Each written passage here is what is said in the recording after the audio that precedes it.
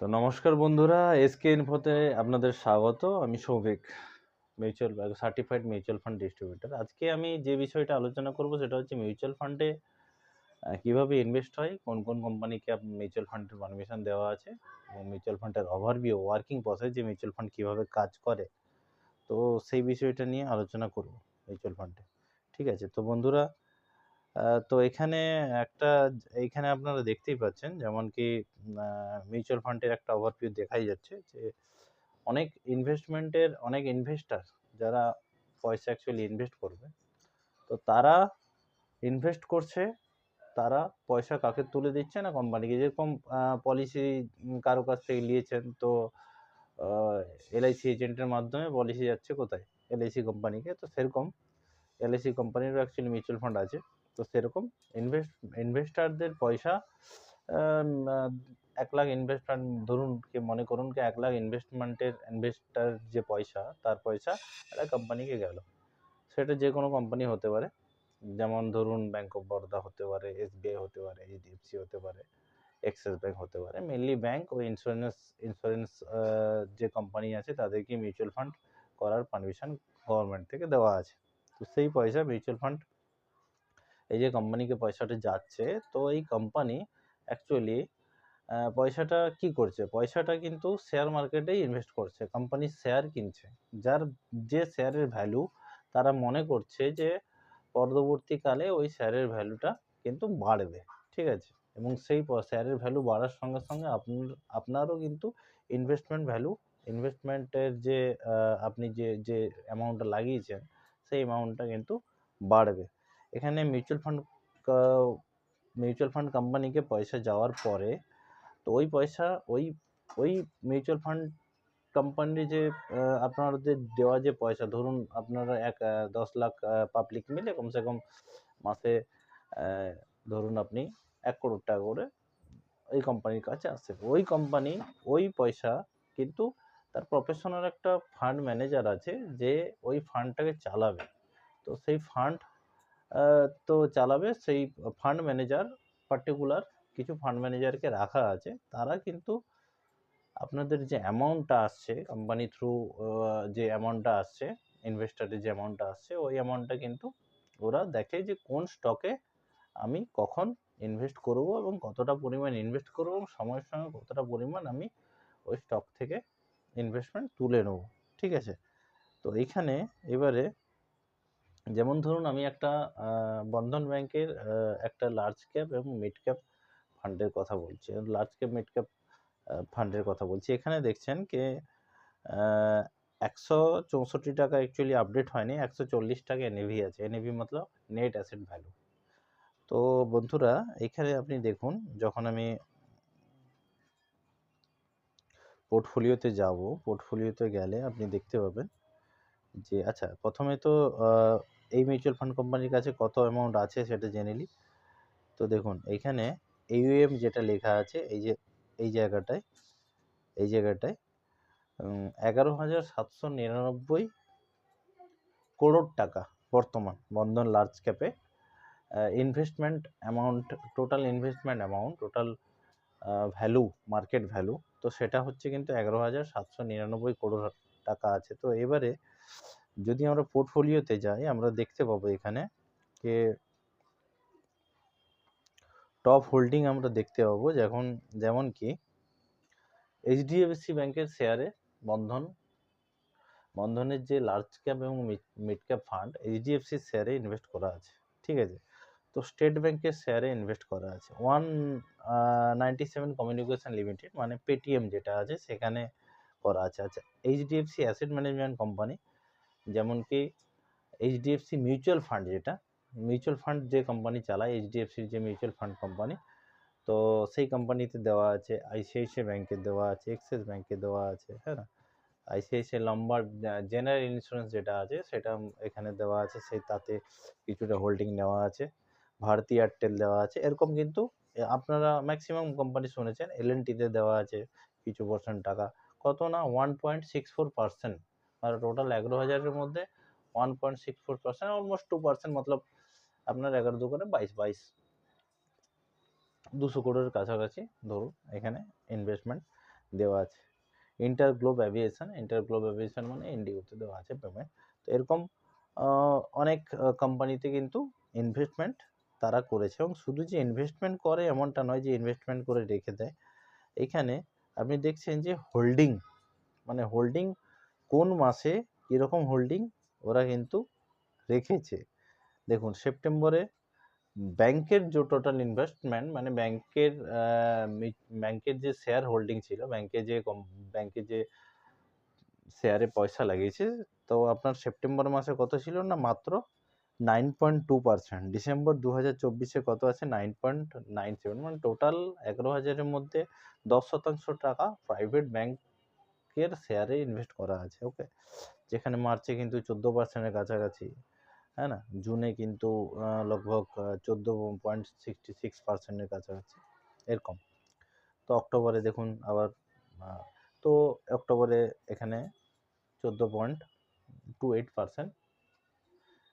বন্ধনের কাছে যে অ্যামাউন্ট আছে সেই অ্যামাউন্টের এত পার্সেন্ট টাকা কিন্তু প্রাইভেট কোম্পানির, মানে প্রাইভেট ব্যাংকদের শেয়ারে ইনভেস্ট করা আছে। তো এখানে আপনি বুঝতেই পারলেন।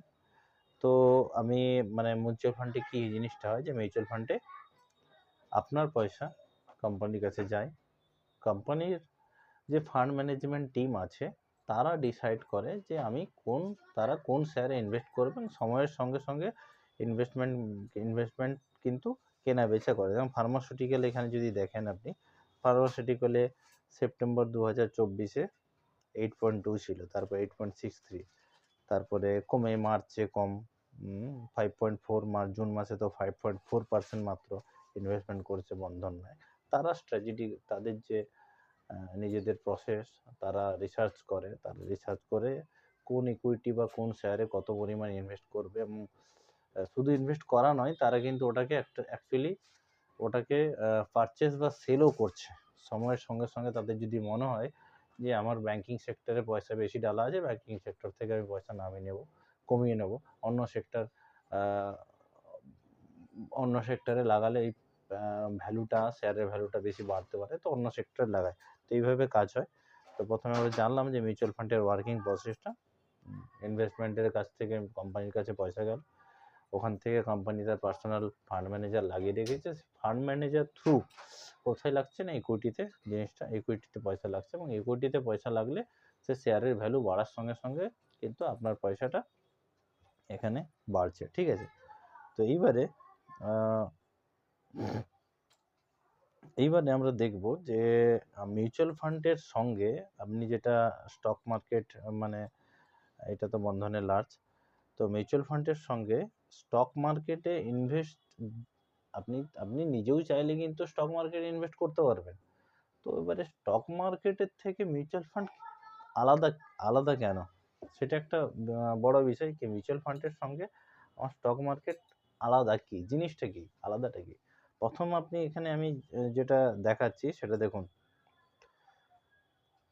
ডাইরেক্ট স্টক অবশ্য আপনি কিনতে পারেন যদি এই কারণগুলো আপনার কাছে থাকে, যেমন কি do I have enough time to actively monitor stock market. Stock মার্কেটে ইনভেস্ট বা স্টক মার্কেটে যদি আপনাকে প্রফিট আর্ন করতে হয় না, তাহলে কোন স্টক কখন কি পারফরমেন্স করছে সেটা আপনাকে দেখতে হবে। যখন মানে কোনো স্টকের ভ্যালু যখন ধরুন কমবে, তখন কিন্তু আপনি স্টকটাকে বেচে আপনার স্টকটাকে সেল করে আপনার লসটাকে কমাতে পারেন। স্টকটাকে সেল করে আপনাকে বেরিয়ে আসতে হবে।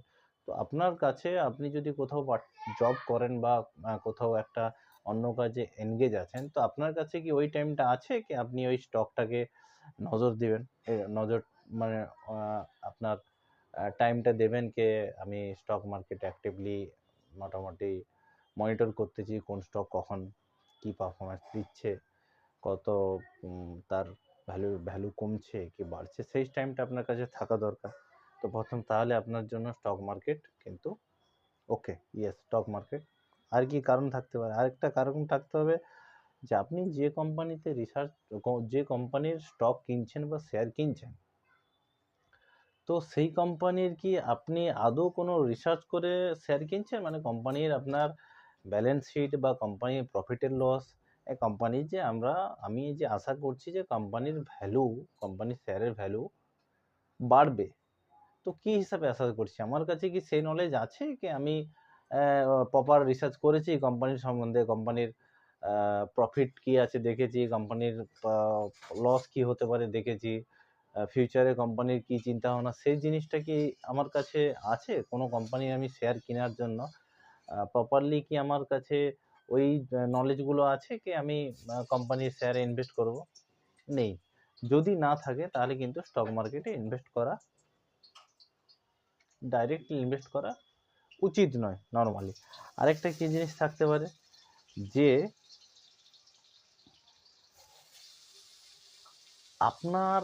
আপনি যে শেয়ার মার্কেটে ইনভেস্ট করছেন আর আপনি এখানে মিউচুয়াল ফান্ডে ইনভেস্ট করছেন, তো মিউচুয়াল ফান্ডে প্রফেশনাল একজন মার্কেটের এক্সপার্ট আপনার পয়সা ম্যানেজ করছে, ওকে?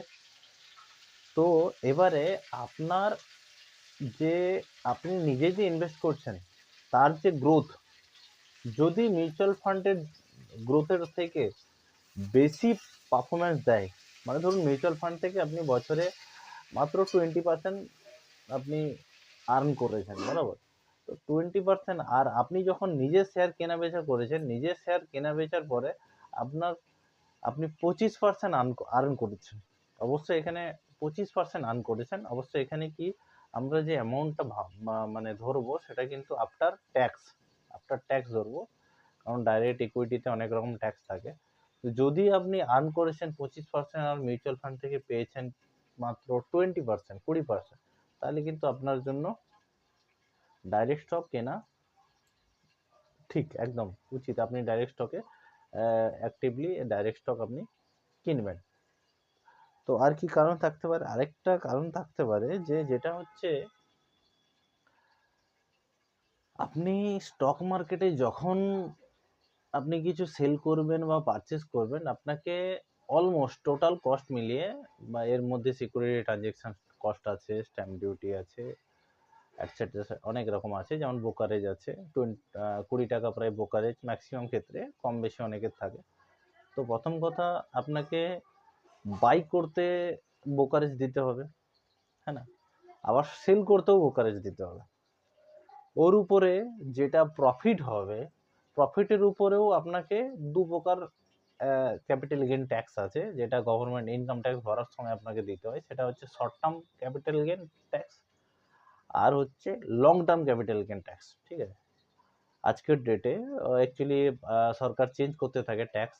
তো আজকের এই 2024-25-এর যেটা আছে, তো 25-26-এও রানিং আছে, সেটা হচ্ছে শর্ট টার্মের উপরে আপনাকে 20% ট্যাক্স দিতে হবে, আর লং টার্মের উপরে 1,25,000 আপনার হচ্ছে রিবেট আছে, 1,25,000-এর পর এক্সেসের উপরে আপনাকে 12.5% ট্যাক্স দিতে হবে।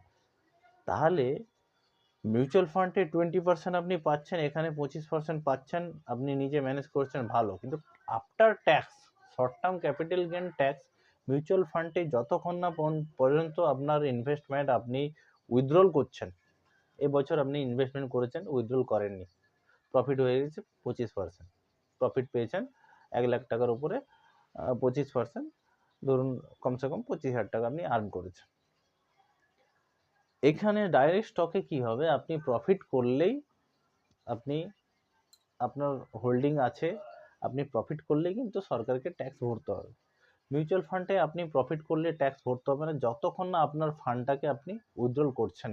এটা একটা বিরাট বড় কারণ, ঠিক আছে? তো এবারে আমরা জিনিসটা একটা মিউচুয়াল ফান্ডের মধ্যে যেটা জিনিসগুলো আছে, তো আমি আপনাদেরকে বললাম যে মিউচুয়াল ফান্ডে ইনভেস্টটা এক্সপার্ট দিয়ে হচ্ছে। মিউচুয়াল ফান্ড যারা এক্সপার্ট আছে তারা কন্টিনিউস মনিটর করছে, তাদের নলেজ বেশি। ইভেন ট্যাক্সের ব্যাপারটাও কিন্তু কনসিডার করা যায়, যদি আপনি অবশ্যই ডাইরেক্ট স্টক আপনি পারচেস করে যদি মিউচুয়াল ফান্ড থেকে আর্ন বেশি করতে পারেন, তাহলে কিন্তু আপনার জন্য ডাইরেক্ট স্টকে সুটেবল, মিউচুয়াল ফান্ডে আপনি ইনভেস্ট নাও করতে পারেন, ঠিক আছে? এবারে যে বিষয়